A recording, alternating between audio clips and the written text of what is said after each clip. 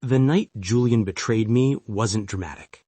No gunshot, no explosion, just a cold office, a folder on the desk, and the simple fact that everything I had given him, my loyalty, my work, my stupid heart, meant nothing.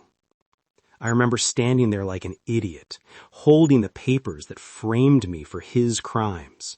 Fake accounts, forged signatures, my name stamped on every rotten deal he had ever made. I looked at him.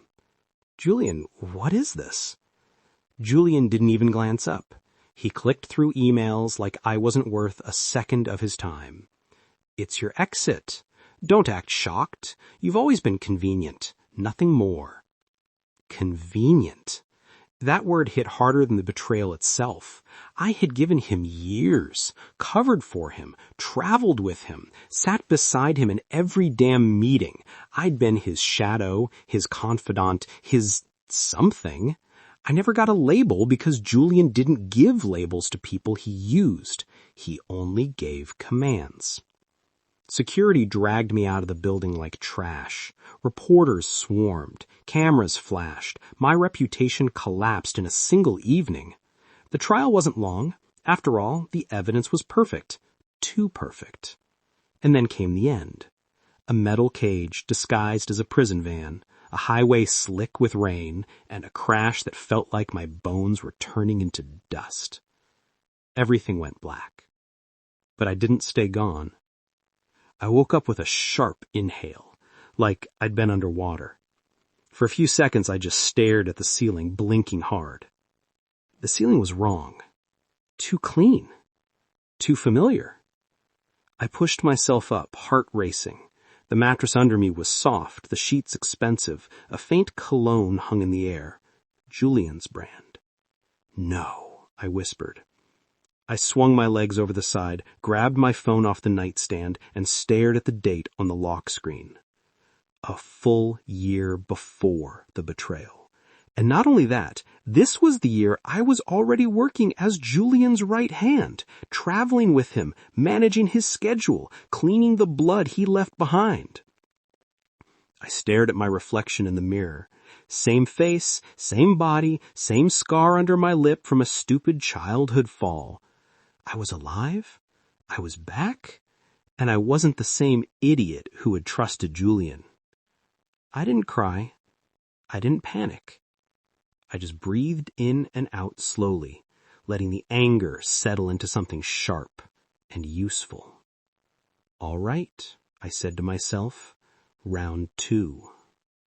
My day started exactly the way I remembered it. I entered the office at 7:30 a.m., holding 2 coffees, one for me, one for Julian. His assistant looked up from her desk with her usual tired smile. Morning, I replied. Morning. The elevator dinged. I stepped out on the top floor and pushed open the glass door to Julian's private office. He was standing with his back to me, reading something on his tablet. Your schedule? I placed his coffee on the desk exactly where he liked it. He turned to look at me. Julian Cross. Perfect hair, perfect suit, perfect smile that never once reached his eyes. When I first met him, I thought he was handsome. Actually more than handsome. I thought he was the kind of person you could orbit your whole life around. Now I looked at him and saw the man who killed me. He studied my face for a moment. You're quiet today. I slept badly, I said simply. Don't let it affect your work. Julian walked past me, brushing my shoulder lightly with his hand like he owned me. We have a long day. He didn't know I was already planning how to take everything from him. The first part of the plan was simple. Julian had weaknesses, even if he pretended not to, and I knew all of them. I had watched him hide deals, manipulate partners, pressure employees. I had seen the files he stored under fake names. I had listened during calls he thought I didn't hear. Being his confidant meant having access. Being reborn meant knowing exactly which threads to pull. But even with all that, taking him down alone would be impossible.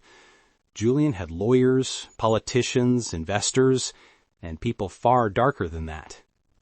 I needed someone bigger, someone more powerful. Someone like Adrian Vale, Julian's biggest rival, a self-made billionaire. Cold, sharp, and ruthless, at least professionally. Privately? I didn't know.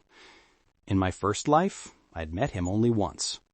He had shaken my hand, looked at me for exactly 2 seconds too long, and said in his deep voice, "You work for the wrong man."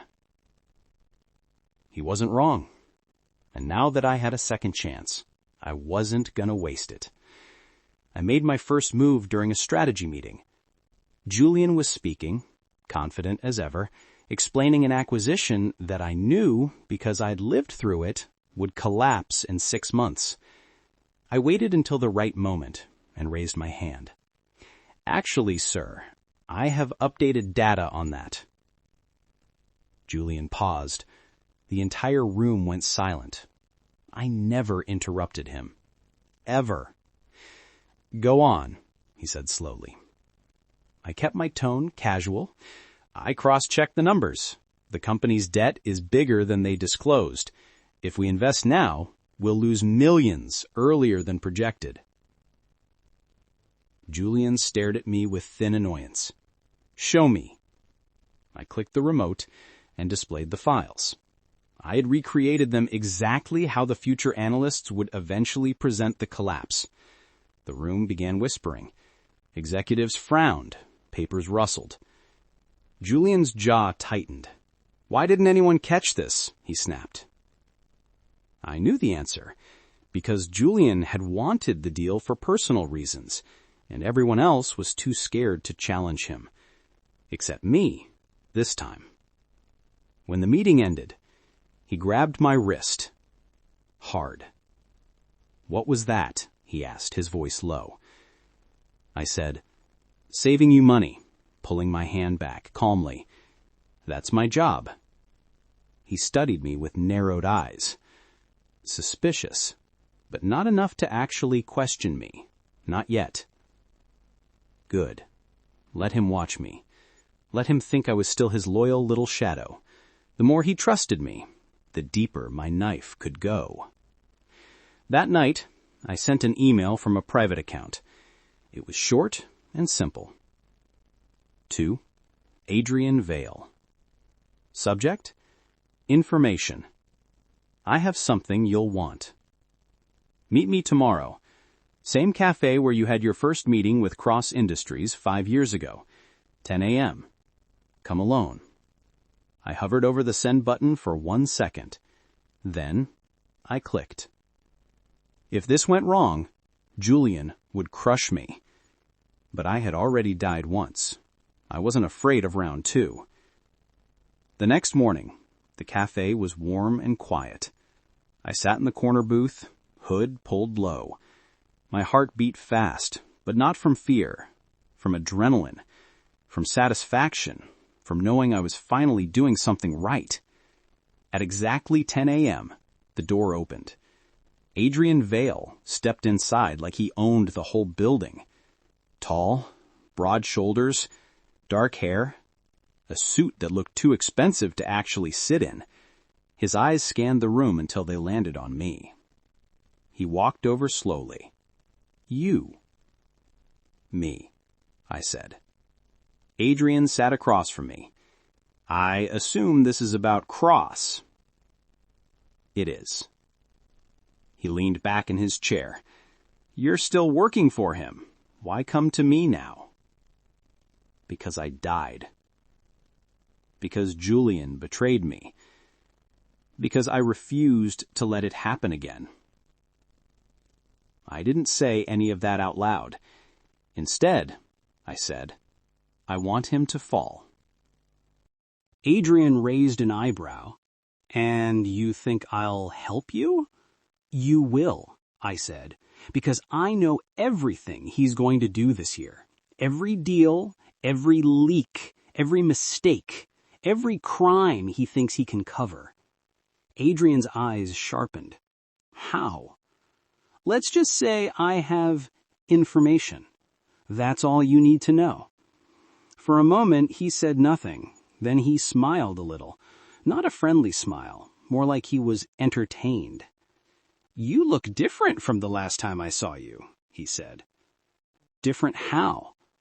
"Confident," he said, "and angry." "I have reasons." "I'm sure you do." Adrian leaned forward slightly. "If we work together, you'll be crossing a line you can't return from. Julian won't forgive you." "I'm not asking for forgiveness." He held my gaze for a long moment. Then he nodded once. "All right, I'll hear your plan." I let out a slow exhale. "Good, because we only have a year before Julian destroys everything, including me." Adrian tilted his head. "I won't let that happen." My heart jumped slightly. I ignored it. We talked for an hour. I gave him small pieces of information, nothing too big yet, just enough to prove my value. He listened carefully. His eyes stayed on me the whole time, sharp and unreadable. When we stood up to leave, he touched my wrist lightly. "Be careful," he said. I looked up at him. "I don't do careful anymore." His lips twitched. "I can tell." We stepped close. Too close. The tension felt like static. Adrian's breath brushed my cheek, and he glanced down at my mouth for half a second. Just half a second, but enough. He leaned in, brushed a soft kiss against the corner of my mouth, barely there, but warm enough to make my heartbeat jump. "You started something today," he murmured, "and I'll finish it." He smiled. "We'll finish it." Then he walked out, leaving me standing there with a racing heart, a dangerous new alliance, and a fire inside me that I hadn't felt in years. I touched the spot where he'd kissed me. "Round 2, I whispered again, and this time I wasn't the one who would die. The day after meeting Adrian, I walked into Julian's office like nothing had changed. Like I wasn't secretly plotting to break his entire empire in half. Like I hadn't been kissed by his rival in a cafe booth while planning his destruction. I placed his coffee on the desk. "Morning." Julian barely glanced at it. "You're late." I wasn't, not even by a minute. But I just said, "Traffic." He watched me for a little too long, like he was searching for something off. Maybe he caught the tiny trace of adrenaline I still hadn't shaken off, or maybe he just sensed that I wasn't the same obedient shadow he was used to. "Don't let it happen again," Julian said. In my past life, that tone would have made my stomach twist. Now, it just made me want to smile. I didn't, obviously, but I wanted to. My first real move against Julian came during a phone call he assumed I wasn't listening to. It was a late-night call with Director Han, one of his silent partners. In the past, those silent partners had been the ones who dragged me into court and testified against me. Not this time. Julian was in his office, door cracked open. I stood outside, pretending to sort paperwork. His voice was low and sharp. "Yes, Han, transfer the assets through the Korean branch. No, the board won't know. Pause, because I'll make sure they don't." Classic Julian. In my first life, this scheme would blow up in 6 months, costing the company a project worth millions.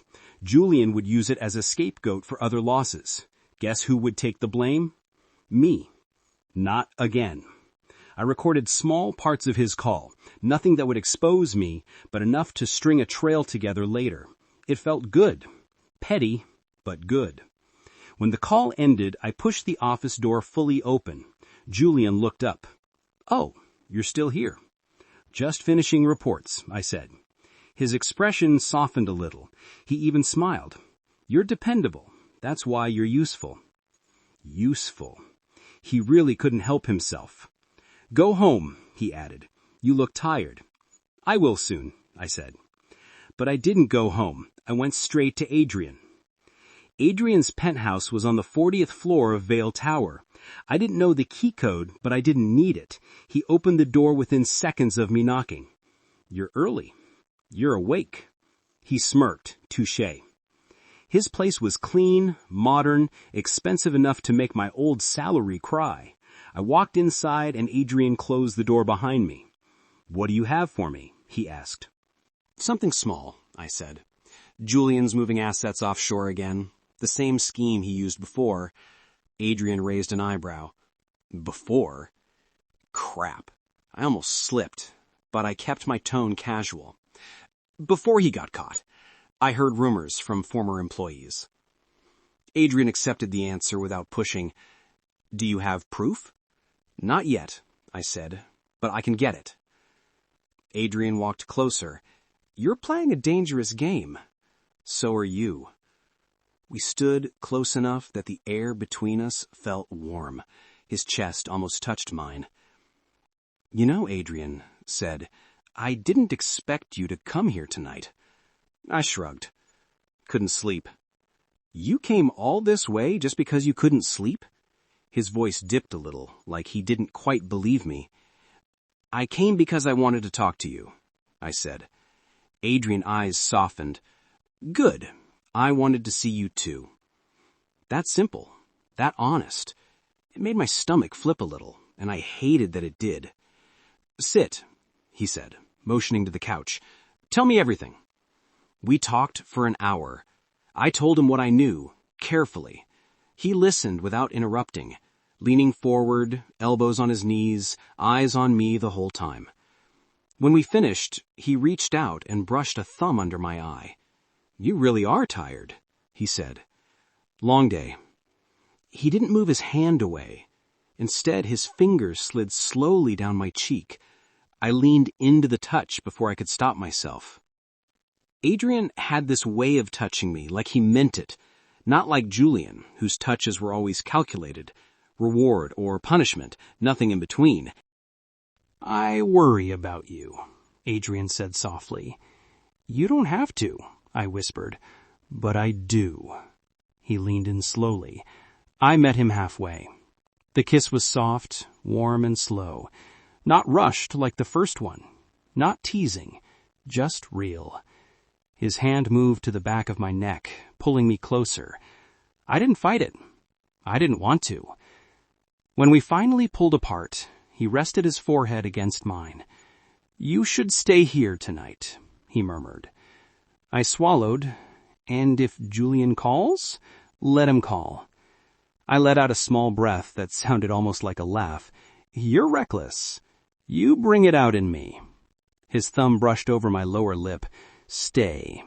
I nodded, and I did. We just lay there on his couch, his arm around me, my head resting on his chest. His heartbeat was steady and warm. His hand traced gentle circles on my shoulder. It was simple. It was quiet. It was the first peaceful moment I'd had in 2 lifetimes. The next morning, I slipped out before sunrise.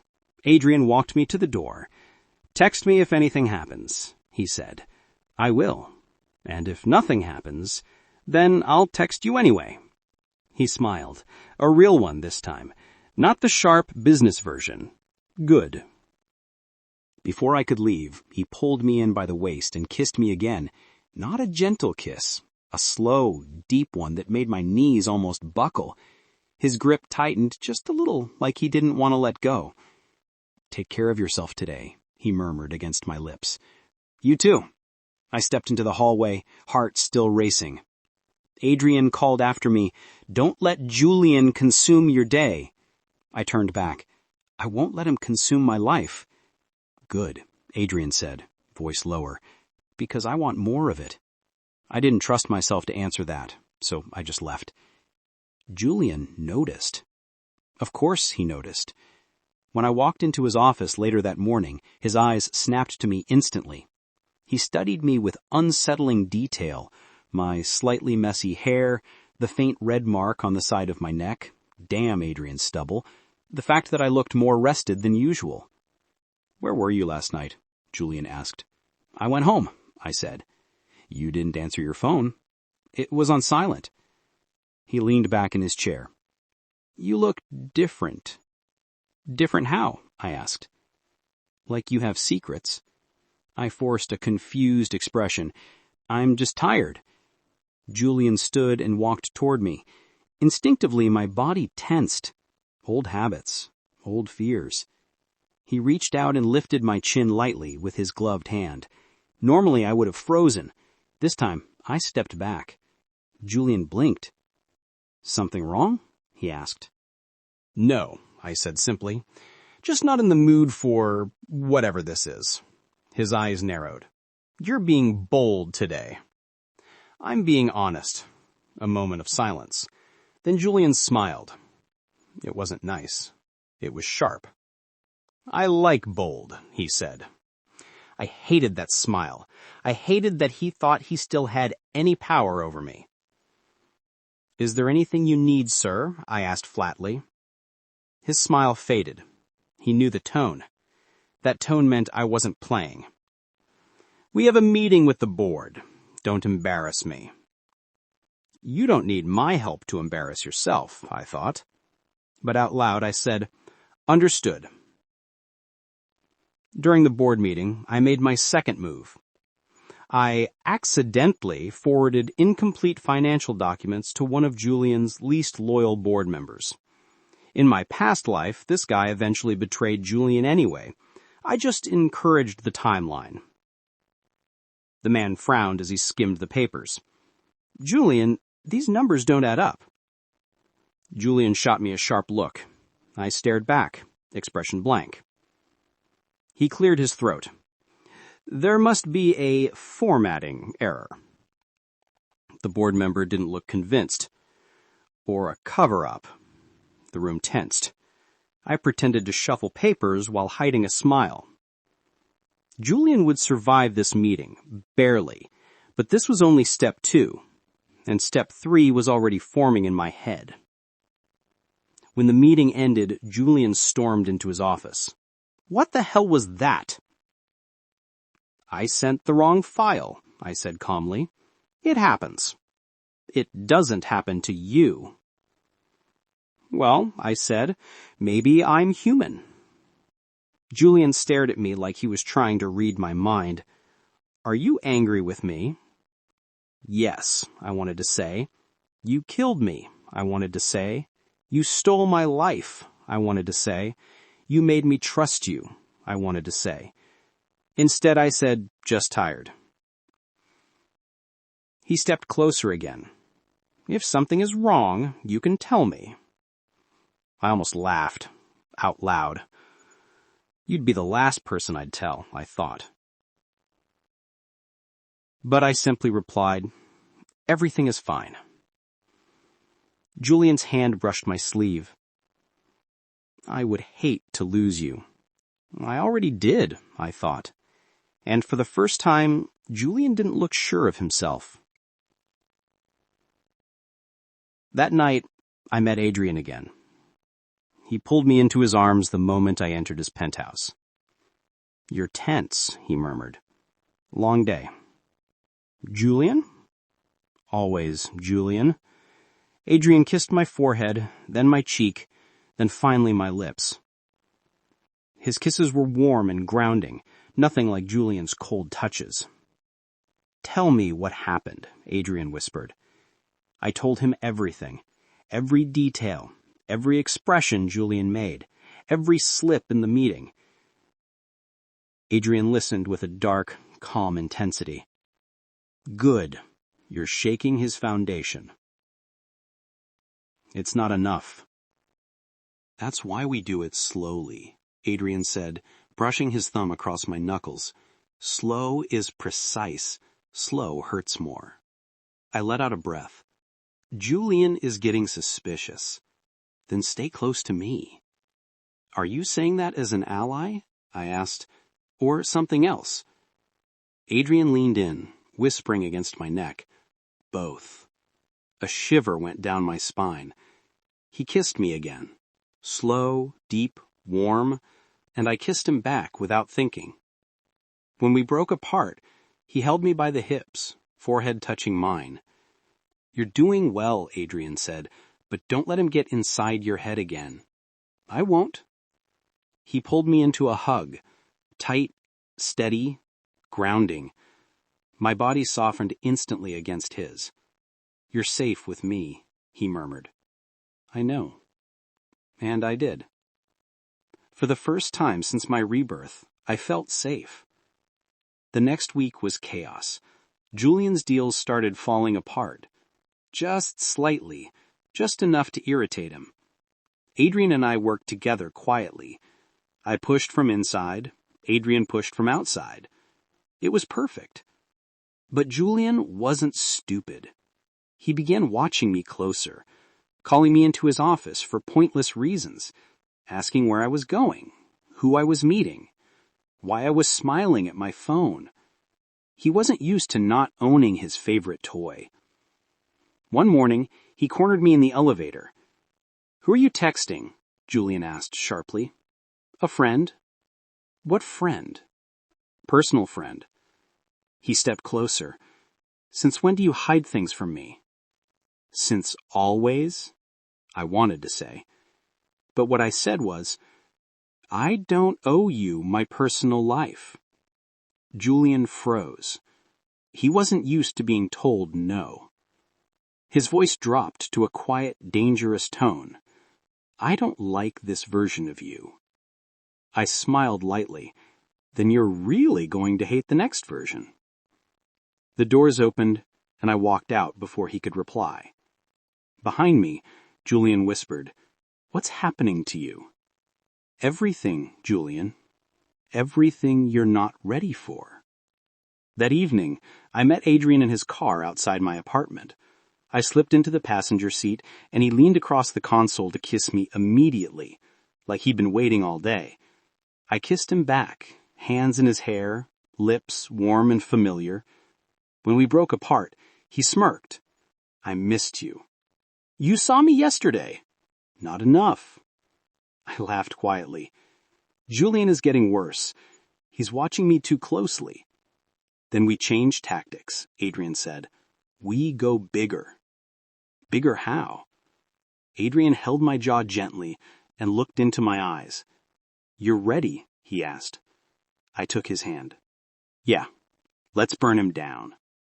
Adrian leaned in again, kissing me slow and deep until I forgot the whole damned world for a moment. This was it, the turning point, and neither of us was going back. The next 2 weeks felt like I was living two lives at once. By day, I was Julian's loyal confidant, the calm voice beside him in meetings, the person who remembered his schedules, the person who fixed problems before he noticed them. By night, I was Adrian's partner, his ally, his informant, his something more. We never defined it, but his hands in my hair, his lips on mine, and the way he always said, "You're safe," told me everything anyway. And Julian noticed everything. The cracks in his facade started small, a tight jaw here, a snapped order there, papers slammed onto desks, sleepless nights. He even yelled at the barista in the lobby once, something he never did. Julian hated losing control. And I was slowly taking every piece of it away from him. The turning point came during a quarterly audit meeting. Normally, Julian dominated these easily, lying with a straight face while the board nodded along. But this time, the numbers I accidentally fed to the auditors didn't match the ones Julian had prepared for them. "Mr. Cross," an auditor said, "your tax documentation doesn't align with the offshore accounts." Julian's head snapped toward me. I kept my eyes on my tablet calmly, pretending to scroll. "That's impossible," Julian said sharply. "My team double-checked all of it." The auditor pushed up her glasses. "We'd like to see the raw file logs." Julian nodded stiffly. "Of course." But his eyes didn't leave me. Even when the meeting ended and the board walked out, his stare stayed locked on me like a spotlight. "Come with me," he said. I followed him to his office because I had to, not because I was scared. I wasn't scared of Julian anymore. He closed the door behind us and said nothing for a long moment, just stared. "What did you send them?" he asked. "The standard reports," I said. "That's not true." "It is." Julian stepped closer. "Don't lie to me." "I'm not." "You think I don't notice?" His voice cracked just slightly. "Not sadness, but pressure. You're distracted. You're hiding things. You're seeing someone." My stomach tightened. Julian whispered, "Who is he?" "None of your business." He laughed, but it wasn't amused. It was angry, disbelieving, a little unhinged. "You belong with me." "No," I said softly. "I worked for you, that's all." Julian's eyes darkened. "You're lying again. You cared about me. I died for you." Before I could stop myself, Julian froze. I felt the blood drain from my face. I shouldn't have said that. He couldn't understand the literal meaning, but the emotional truth hung in the air too clearly. I steadied myself. "I gave you everything, and you threw me away." Julian's voice dropped. "You owe me your loyalty." "No," I said, stepping back. "I don't owe you anything." He stared at me like I'd slapped him. I turned toward the door, but before I could leave, Julian spoke quietly. "Whoever he is, he's using you." I didn't look back. You would know. And I walked out. Julian didn't follow. That night, I fell into Adrian's arms the moment he opened his penthouse door. He sensed something instantly. What did he do? "Nothing," I said. He confronted me." Adrian pulled me inside, closed the door, cupped my face in both hands. "You're shaking." "I'm not." "You are." His thumbs brushed my cheeks. "Sit. Breathe." I sat on his couch. Adrian sat beside me, our knees touching, his hand warm on my back. "He knows something's different. He doesn't know it's you, but he knows I'm not his anymore." Adrian's jaw tightened. "He never owned you. Try telling him that." "I will," Adrian said simply. I looked at him. "You can't, not yet." "I can handle him." "I know you can," I said, "but we need to finish this slowly, cleanly, no mistakes." Adrian sighed and pulled me into his chest. I rested there, breathing in his cologne, letting his steady heartbeat bring me back down. After a minute, he tilted my chin up and kissed me softly. His lips were warm and reassuring, not rushed, not greedy, just steady. "You're not alone," he whispered between kisses. "I know." He slid one hand up my back, fingers gentle but grounding. I leaned into him more, letting the tension melt out of my shoulders. He kissed my forehead. "We stick to the plan. We expose Julian's crimes from both sides. We make sure the board can't ignore it, and then we make him answer to the law." I nodded against his chest. "I want him ruined." Adrian's voice darkened. "He will be." We pulled apart just slightly. Adrian's thumb brushed my lower lip. "Come stay here tonight," he said quietly.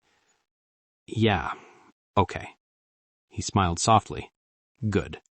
We kissed again, slow, warm, long enough to make me forget Julian existed at all. The next morning, the fallout began. The auditor had sent a request for deeper investigation. The board wanted an emergency meeting. Julian's phone buzzed nonstop. He started shouting at his executives behind closed doors. Every hour that passed, he grew more frantic. And I kept feeding small, careful pieces to Adrian. A corrupt vendor contract, a hidden bank transfer, a bribe disguised as consulting fees. Every piece was real. Every piece was damning. Every piece was something I remembered from my past life. And Adrian used everything strategically. He leaked certain documents to the press, just enough to cause suspicion, not enough to trace back to us. He sent anonymous tips to enforcement agencies. He made phone calls I didn't ask about. Adrian wasn't just powerful. He was unstoppable when he decided on something. And he decided on me. One evening, after sending him the last set of files, I asked, "Why are you helping me so much?" He didn't answer at first. Instead, he stepped closer, placing his hands on either side of my waist. His voice was low. "Because you deserve better. Because he hurt you. Because you're brave enough to fight him, even when you're scared." He leaned in and kissed me deeply, slow, intentional. When he pulled back, he whispered against my lips, "And because I want you." My breath caught. I kissed him back, fingers curling in his shirt, bodies pressed close. His hand slid up my spine, warm and gentle, grounding me in a way I didn't know I needed. When we finally broke apart, Adrian rested his forehead on mine. "You're mine," he whispered. I swallowed. "And you're mine." He smiled against my lips. "Good." The final blow came a week later. Adrian sent me a message. "Tonight, 9 p.m., be ready." At 8:50 p.m., I walked into Julian's office for what would be the last time.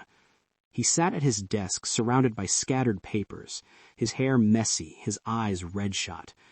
I'd never seen him look less like the perfect CEO he pretended to be. "You knew," he said quietly without looking at me. I froze. "Knew what?" He looked up slowly. "The leak. The investigation. The sudden collapse of 3 separate deals.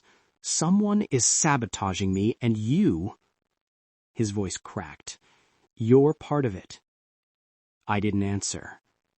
Julian stood. "Why?" "Because you betrayed me." "You betrayed me first," he shot back. "I never did." Julian marched toward me, stopping only when he was inches away. "Tell me who you're working with." "No." His jaw clenched. "Is it Vale?" I didn't answer, but my silence was enough. Julian laughed, a broken, bitter sound. Of course it's him. He's always wanted what's mine." "I'm not yours." "You were." His voice hardened. "You should have been." I pushed past him. "I'm done." "You won't get away with this," Julian shouted. I turned back. "I already have." Outside the building,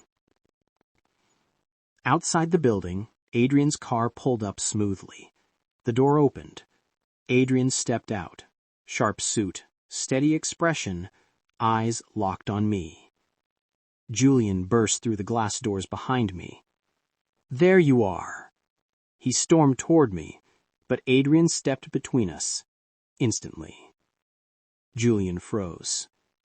Adrian's voice was calm, almost cold. "Stay back."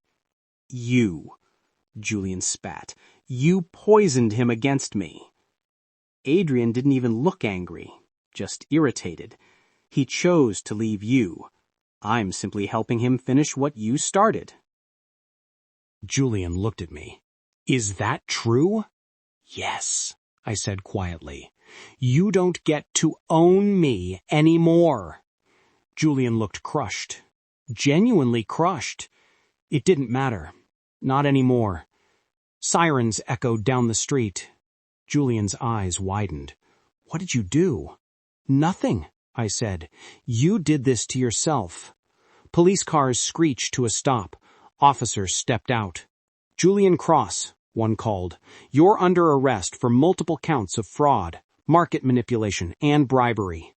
Julian stared at me in disbelief. "You?" I didn't look away. "Goodbye, Julian." They took him. He didn't fight. He just stared at me like he couldn't understand how he lost. And then he was gone. When the police cars drove off, I let out a long breath I didn't know I'd been holding. My knees felt weak. Adrian stepped closer. "It's over." I nodded slowly. "Yeah, it is." He cupped my face gently. "You did well." I leaned into his touch. "We did it together." Adrian smiled. "Come here." I stepped into his arms. He hugged me tight, strong arms around my waist, chin on my shoulder, warmth sinking straight into my chest. I didn't cry, but I let myself breathe for the first time in 2 lifetimes. After a moment, Adrian pulled back just enough to kiss me, slow, deep, steady. His hands held my waist, mine rested on his shoulders. The world felt quiet, warm, and finally safe. He whispered against my lips, "Come home with me." I nodded. And for the first time, home wasn't a building. It wasn't an office. It wasn't a man who used me. Home was Adrian's hand in mine. Months later, we stood on Adrian's balcony, watching the city lights.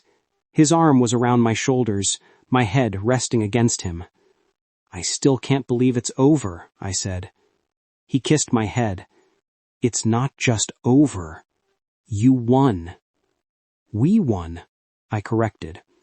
He smiled. "We did."